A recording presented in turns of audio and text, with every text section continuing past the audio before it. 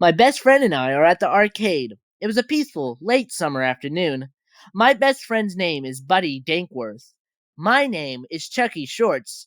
Buddy and I could be described as a nuisance to some and a blessing to others. Anyway, this new game just got brought to the arcade called Richie Shooters. I saw it just sitting there all alone, and I felt bad, so Buddy and I went over and started to play it. The game itself is pretty simple. Shoot the rich people, and they will give you tokens to play more of the game. While we were playing, the intercom of the arcade turned on. The person's voice said that the main stage was opening shortly to a new magical performance. Hey, does that sound interesting to you? I asked Buddy. He responded with a nod. Before I knew it, I was at the last level of the game. Buddy was too. The last level was named the Billionaire Boss Battle, or BBB for short. Buddy had already gotten the boss down to half health, and I had only scratched the surface. Before I knew what hit me, my character died. Buddy, on the other hand, had defeated the boss. Easy. Do you want to go to the magic thing now? Don't we have to pay for it? My treat, but you're buying the ice cream on the way back to your house. Deal. Buddy bought the tickets from the front desk. We went over to where the woman at the desk directed us and found a place to sit. We had a perfect view of the stage. We were a row back from the front, so we weren't too close but not too far. That's when a man with a black and purple striped suit and a huge dark purple top hat with a black feather on top sat directly in front of us. He had a silky black mustache. Now we couldn't even see the stage at all. I got up and politely tapped this guy on the shoulder to tell him to take off his hat or move, but he didn't respond. I tapped him a little harder. Still, no response. I was getting frustrated, so I slapped him in the face. There was still no response. Hey, let me try to get his attention before you piss him off. Okay. Buddy got up and punched the guy right in the face. No response. Then it turned into a game. We basically turned this guy into a living punching bag. But of course, it had to be taken too far. Somehow, Buddy gets some scissors and cuts off part of his mustache. Before I could see anything, we were grabbed by our throats and brought up to face the man. How dare you touch my mustache! You must be punished! He looked at me and said, You want to be punished because you were just trying to get my attention, but your friend here took it to a whole new level. I will unleash the power of the die. He then threw me out of his hands and across the arcade. I slammed into the wall. The mustache man pulls out a glowing purple die and whispers an unfamiliar word to it. He pressed it to Buddy's forehead. Immediately, a purple shockwave shoots out from where the die connected with Buddy, and everything went black. There was only the purple glow coming from the stage. When the lights turned back on, the mysterious man had disappeared. Buddy was lying on the stage floor holding his forehead. I get up and run over to him. Ugh, my head. Can you help me up, please? I need some ice cream. I helped him up. I put his arm around me to support him, and we left the arcade. We walked for a little while until we made it to the ice cream stand. We order it, and I pay. Could you hold my ice cream until we get to the base? Sure thing, buddy. We started to walk over to the base. Chucky, can we stop for a second? I need to tell you so. He fell to the ground and coughed up blood. He grabbed his throat. After a minute, he gets up and starts walking like nothing even happened. I'll take my ice cream now. Thanks for holding it for me. We walked the rest of the way until we made it to the base, an abandoned school playground. We climb up the stairs and eat our ice cream. The night had creeped by the time we got down from the slides. We haven't talked about what happened back at the arcade.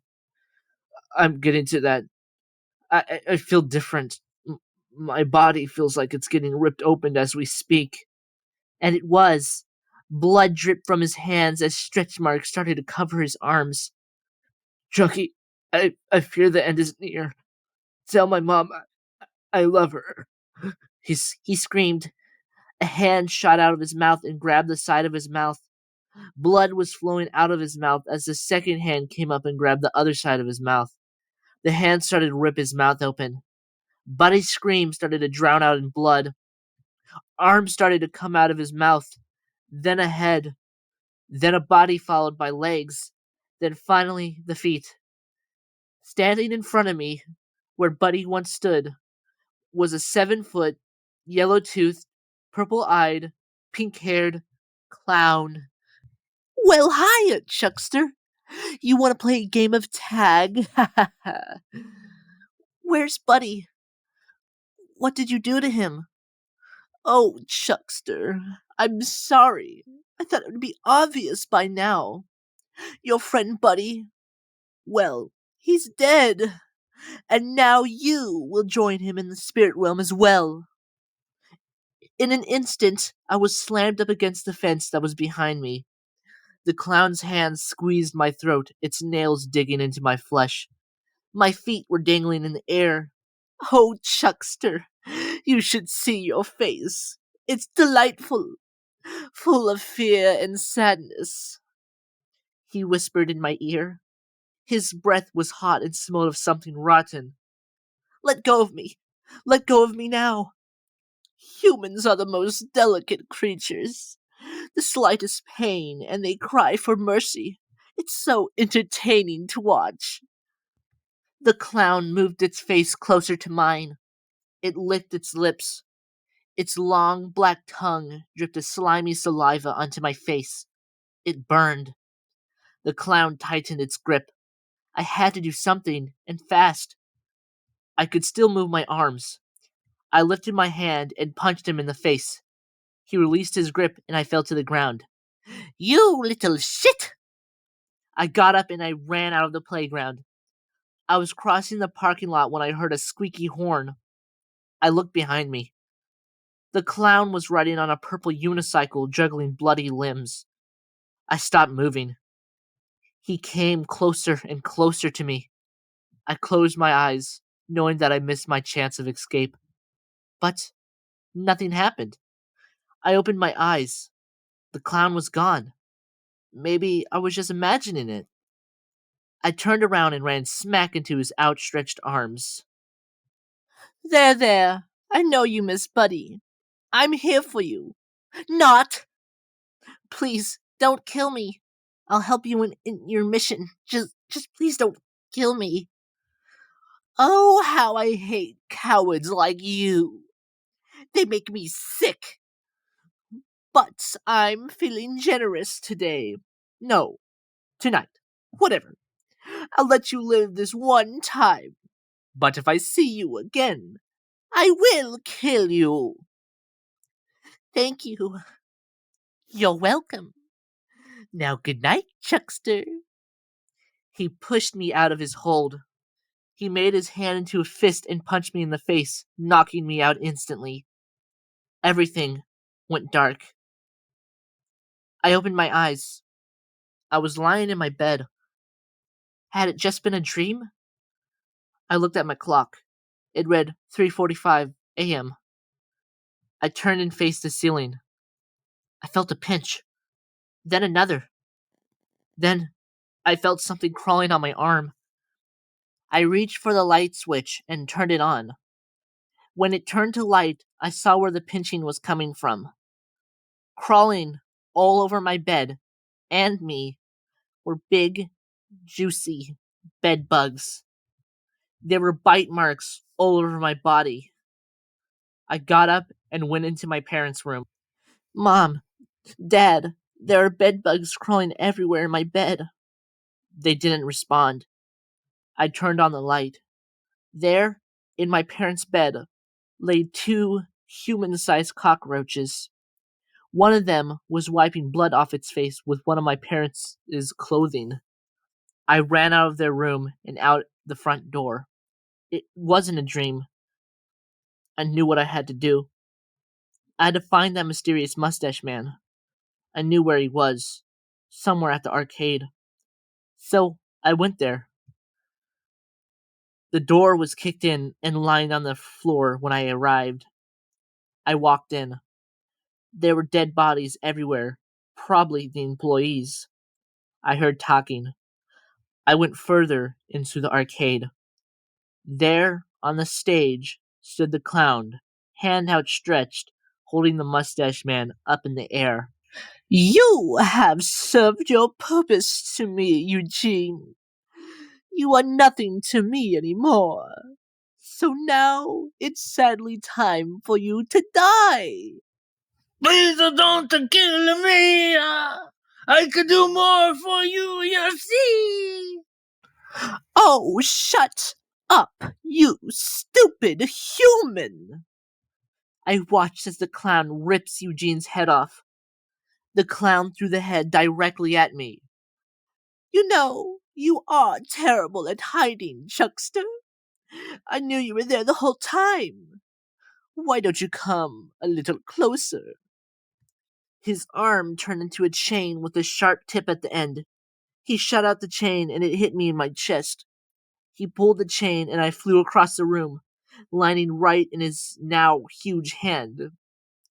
I'm surprised you survived that. No matter. I have a better way of killing you. He ripped out the chain and turned it into a huge hammer. Goodbye, Chuckster, he said as he slammed the hammer into my skull. I'm surrounded by darkness. Am I dead? No. I see something in the distance. It's glowing green. It's a giant redwood tree. A redwood tree that has my name carved into it. I touched it as my finger gently made contact. An extraordinary metamorphosis unfolded before my eyes. With a surge of energy, the tree burst into a breathtaking display of life. A dance of colors emerged as vibrant flowers bloomed, their petals unfurling in radiant hues, while lush foliage sprouted and stretched through the darkness. In this newfound oasis, a bustling ecosystem thrived, teeming with fluttering butterflies, melodious birdsong, and graceful woodland creatures that ventured forth from the shadows. The touch of my finger had awakened a dormant enchantment, turning the barren void into an mesmerizing tableau of nature's beauty and vitality. But what did it mean? I took my finger off the tree. A pure strand of green shot out from the tree and connected with my forehead. My vision started to go blurry, and I passed out. I opened my eyes. I'm back on solid ground. I was lying on the stage in the arcade. I sit up. I see the clown walking out the front door. I had to kill him. That was the only thing that seemed logical. So he couldn't kill any more innocent people. Hey, you! Where do you think you're going? I said. The clown turned around. What? How are you alive? I killed you! I watched the last breath leave your body! I don't know how I'm alive. All I know is I have to stop you. Oh, you're going to kill me, huh? How can you possibly kill me? I'm practically a god. But I'll play your little game. Have fun trying to catch me, Chuckster, the clown said with a laugh. He snapped his fingers. The floor underneath him disappeared, and he descended into a swirling tube of purple confetti and blood, leaving behind a trail of mystifying laughter that echoed through the night air. I followed him. I slid through the tube, going left and right, up and down. Finally, the death ride stopped. I climbed out of the tube. I was at the playground where Buddy and I would hang out. The tube was in the exact spot where Buddy had been ripped open. I heard a laugh. I looked up. There, where the entrance to the slides was, stood the clown. Well, hello there, Chucky. So nice for you to drop by. I want to make it clear to you that there is no way in hell you will be able to kill me. I am invincible. I have plenty of unique abilities at my command. You couldn't even ask for help if you wanted to. You see, I have slaughtered everyone.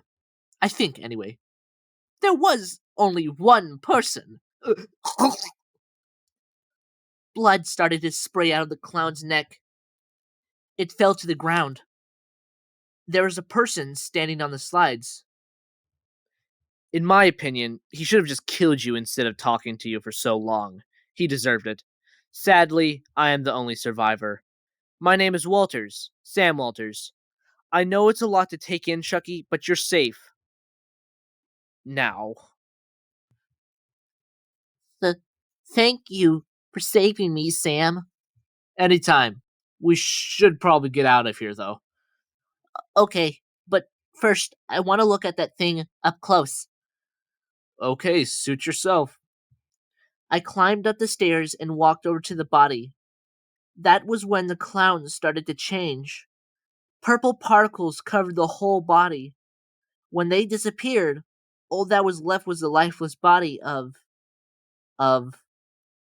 Buddy?